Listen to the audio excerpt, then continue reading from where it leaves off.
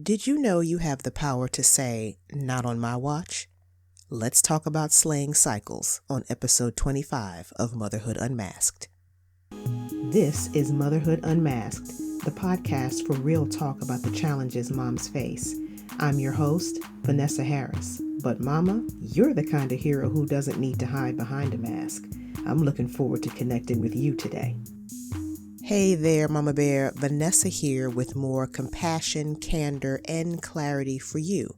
And if you're a mom who knows what it feels like to be overwhelmed by it all, then I'm so glad you're here. And here's what I know as a pediatrician and mom of 3. It is so easy for you to get stuck focusing on the practical aspects of motherhood, that daily grind. Not just you, me too, and most moms. From day one, you're quickly obsessed with how well and how often your baby feeds, her number of wet diapers, his number of poop diapers, and how quickly you can get him to sleep through the night. Then you graduate to potty training, and before you know it, you're taxiing them to an endless number of events and activities because the patterns of motherhood, that repetitive hum, cycles from one season of parenting to the next. It's a rhythm that, if you're not careful, will lull you into thinking the busyness of motherhood is all there is to it. Oh, but it's not. There are other cycles at play. Cycles that run down family lines so stealthily that by the time you recognize them, they've gotten the upper hand. I'm telling on my age, and I'm actually blown away that I'm at the age where one says I'm telling on my age. But anyway, unless you're a millennial or younger, you remember the days of LPs, also known as records. And you know there's an A side and a B side. And remember how people warned you not to play certain albums on the B side because the artist hid demonic messages on them? But the first thing you did was run and play the B-side? Don't tell me that was just me and my friends. Don't even try it. Well, family cycles can be like that B-side on a record, except they don't need you to intentionally play them. They're always playing in the background, wreaking havoc.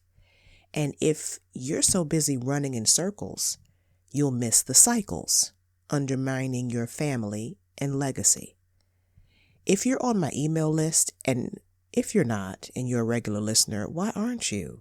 I mean, it's the way to access practical resources like chore charts and soul food like my 10 powerful meditations for moms. And all you have to do is sign up for it at vinelifefaith.com/podcast. Anyway, if you're on the list, you know I refer to you as Mama Bear, BARE.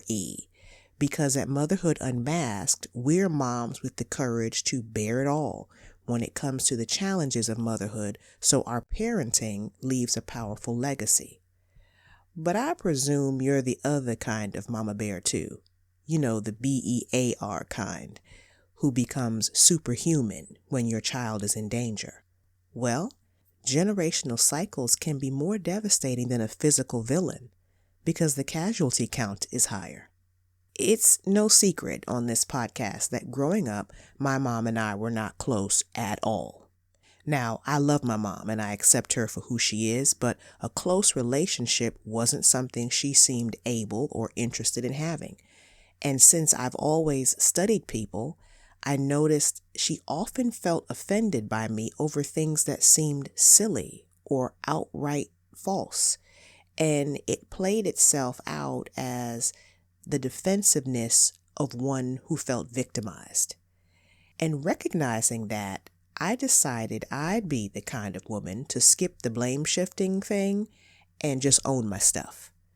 And there's been plenty to own over the years, but I thought I was plugging along fine until my daughter turned 8.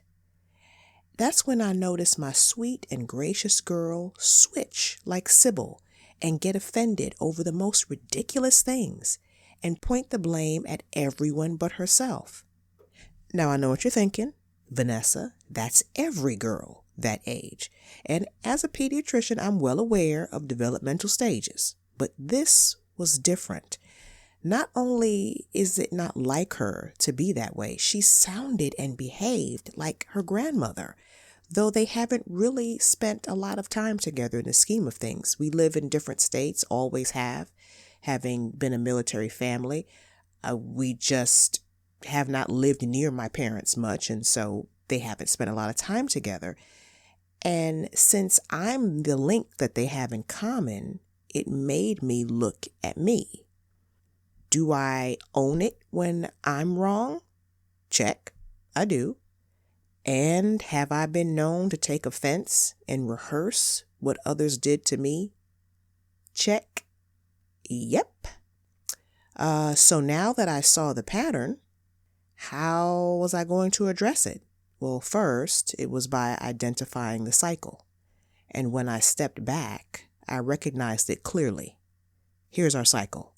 Feel rejected, get offended, then feel victimized, focusing on the person causing us pain instead of sitting with it and processing our part in the situation.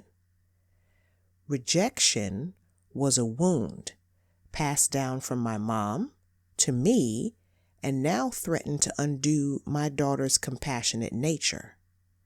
But not on my watch. My mom is well into her 70s. I can't speak for her willingness to change behavior patterns at this point. But in order to have the relationship I want with my daughter and leave a better legacy, the cycle would have to stop with me. And the truth is, when you're rejected by someone so integral to your life, you're left a little twitchy.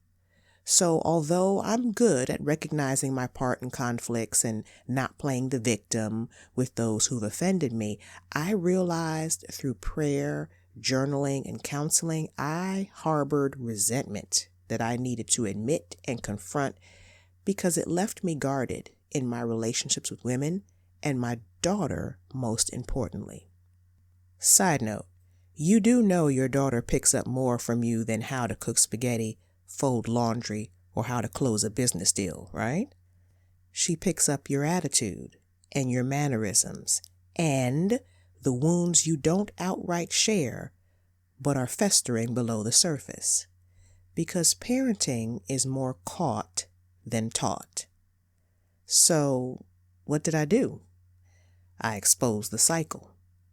I sat my daughter down and told her how being quick to take offense has been an issue in our family from my mom down, although I suspect it existed before.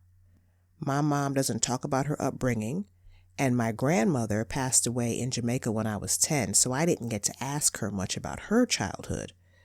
But I told my daughter about mine and taught her it's the tendency to get easily offended that keeps women divided. So we'd have to be intentional about not giving room to the spirit of offense. If we hurt each other, we'd speak up and share the wound instead of stewing in it. And you know what? It's amazing how shining light disrupts things that flourish in the dark. Because now it's easier for me to forgive women who wounded me and only own my part in sticky situations without getting defensive, even with my mom. And my daughter and I are quicker to talk things out before settling into that old cycle of offense.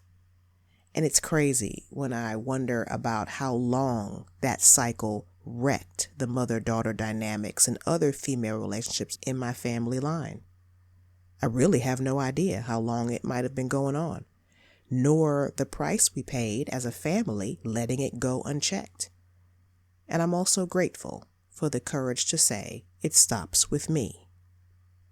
So what's been traveling down your family tree, rearing its ugly head over and over? You already know addictions run in families, but so do negative mindsets and destructive habits for handling hurt.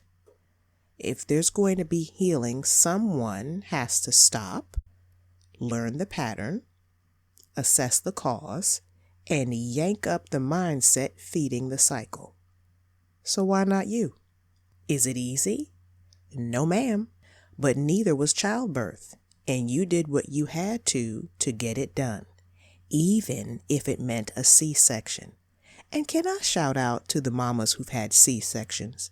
I mean, we took one for the team for sure. But however you delivered your babies, you fought for them to come into the world. Are they worth the fight to help them live free? And that brings us to the segment of the show called Homework, the work a woman does to build her home and family. This week's homework is to start slaying the sneaky cycles running down your family tree. Remember a couple years back when you would see those I Slay t-shirts everywhere, Wake, Pray, Slay, all the different versions of I Slay? I created one I still sell on Amazon, but my design isn't about slaying you with a killer outfit and makeup. My design has a sword in it.